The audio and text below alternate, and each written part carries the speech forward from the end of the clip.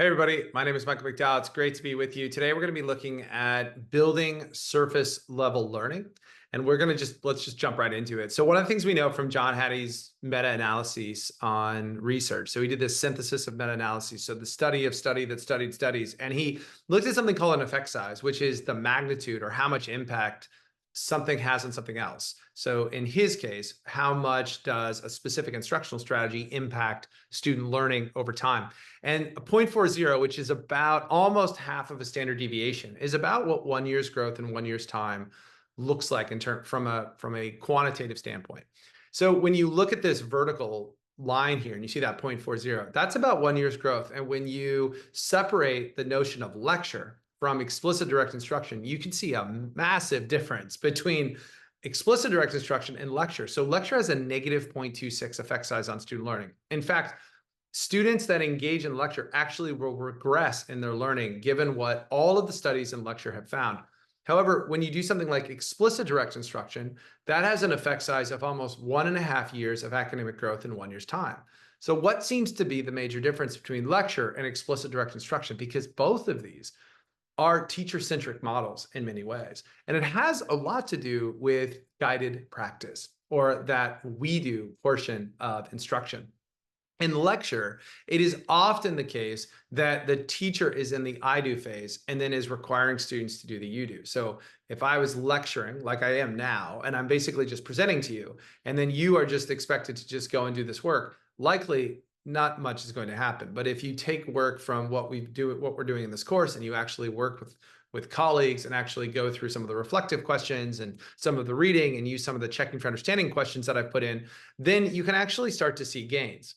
When we think about that work that we did earlier around habit science, a way to think about this is that in lecture, one of us is in action and one of us is in motion, right? So if I'm teaching quadratic equations and students are taking notes, I'm in action, they're in motion, they're documenting my learning, they're not actually learning it. But in explicit direct instruction, they actually would be doing some of that work with me through my checking for understanding and guiding their practice in some of this work. And this is so essential. So when we think about surface learning, we really want to think about the notion of, are students in action with us as we're doing the great things that we're doing? And we're going to look at two key habits. So for those of you who are looking at the Rigor Redefined framework, we really look at habit 5, which is this notion of how do we build knowledge together? And habit 6, which is checking and responding to understanding of student learning across those different phases of I do, we do, and you do.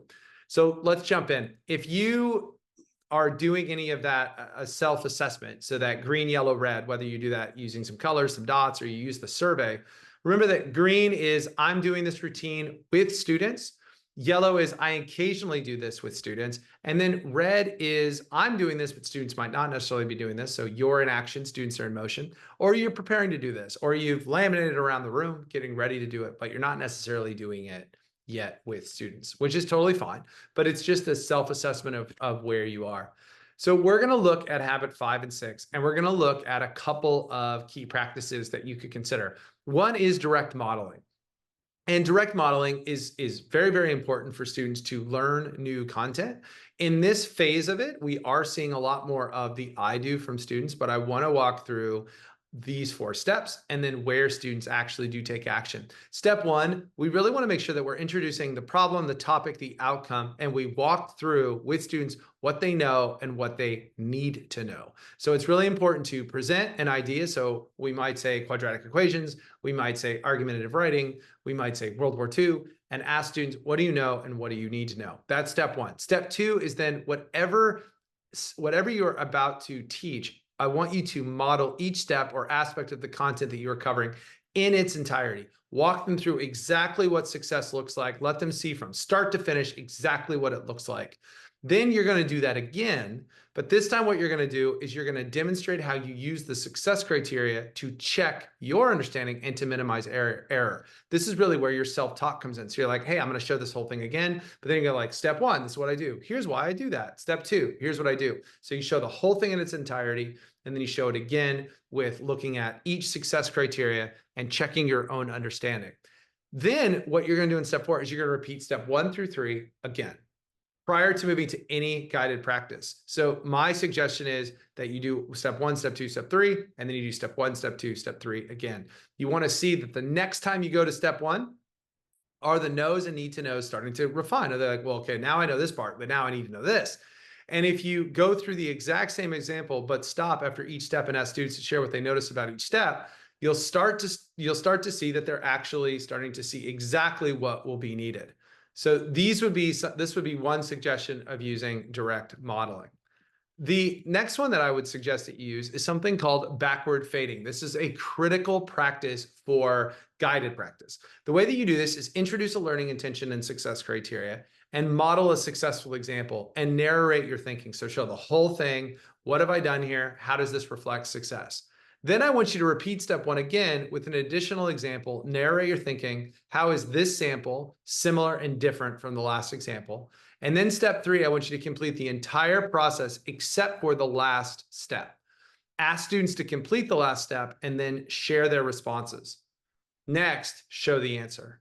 Continue to fade the amount of information provided to students until they are completing tasks independently of scaffolds, but we want to backward fade.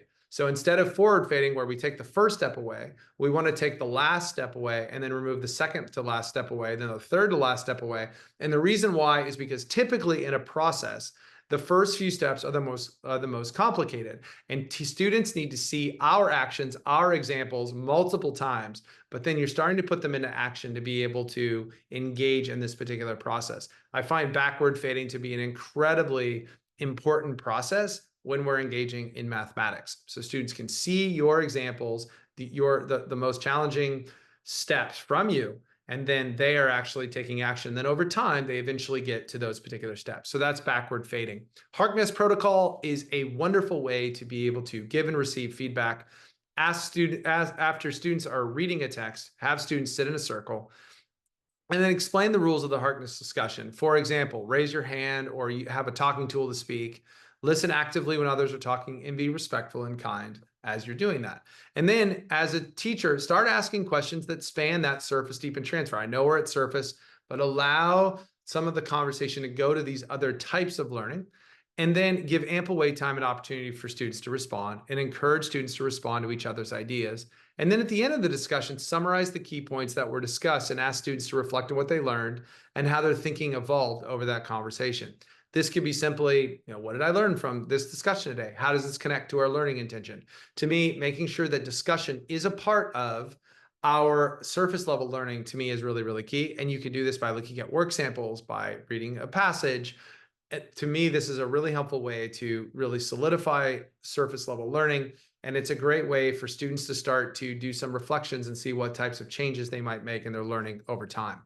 When you're helping students with academic vocabulary, one of the quick, easy go-tos is using choral and echo reading.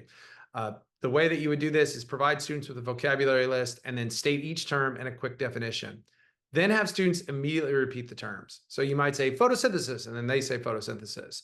And then you do the definition of photosynthesis, breaking it down, photo being light, synthesis bringing together, and have them talk through that with you. In pairs, then have students echo the terms to one another. Walk around and monitor students' pronunciation, and then correct students when they say terms incorrectly. Right then, give them the corrective feedback and do that. Then provide students with a text resource to read out loud within academic language within that context, and have students go through that with you.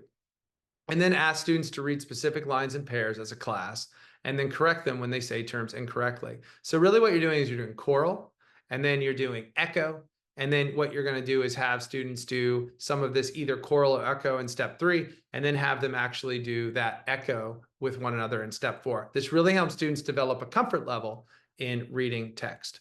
And then another one that's really helpful is mnemonic. So provide a specific example in which a mnemonic can be helpful. So if you think about PEMDAS or the ABCs or RYGBV or all of these ways to really help us be able to remember certain types of information.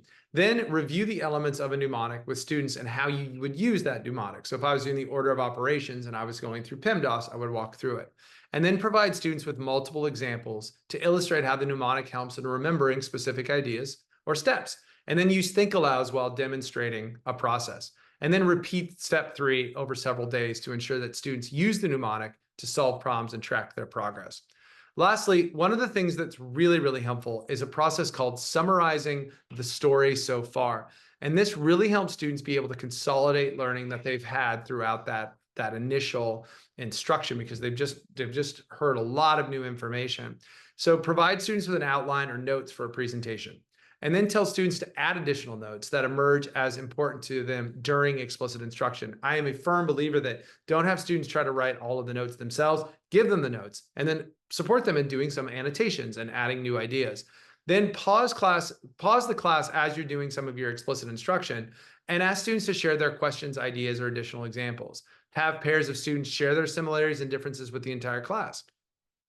Then provide space in the notes for students to summarize their learning. So at the end, say the note should include something like the key ideas so far include, or this story so far is, and have students share that summary. And then pause the class and ask the students to share with the entire class.